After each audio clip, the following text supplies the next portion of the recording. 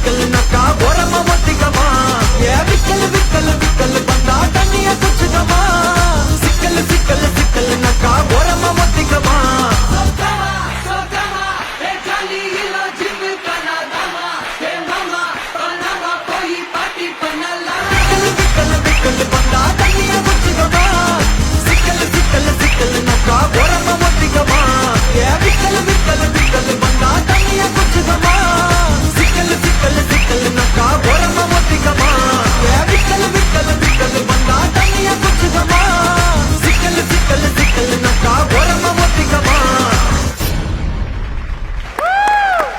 Hi Ditya, how are you? I'm good, sir. How are you?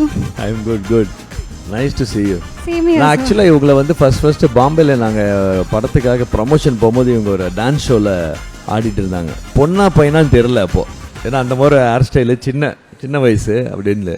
அப்புறமா தான் இந்த hair ஸ்டைல்லாம் இல்லை நான் பொண்ணு அப்படின்னு சொல்லிச்சு. இப்படி ஒரு ஸ்டைலு, அதாவது ஒரு மாதிரியான ஸ்டைல் இருக்குது அந்த பொண்ணுக்கிட்ட. அப்படியே எல்லாரும் அப்படியே அசந்துட்டோம், என்ன இப்படி ஆடுறேன் இந்த பொண்ணு, இப்படி ஒரு ஸ்டைலு.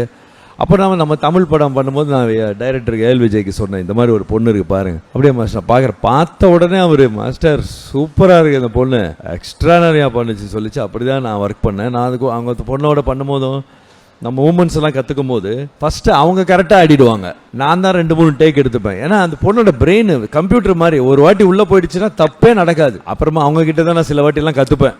ஏய் என்ன டைமிங் இது, ஒரு வாட்டி சொல்லுமா. இல்லைம்மா அப்படி சொல்லலை. இல்லைம்மா அப்படி இல்லை, லெஃப்ட் அவங்க தான் சொல்லி கொடுத்தாங்க எனக்கு நிறைய 2-3 மூமெண்ட்லாம். அப்படி ஒரு டான்ஸர் அவங்க. So happy to see you. Same here, sir. Thank you so much.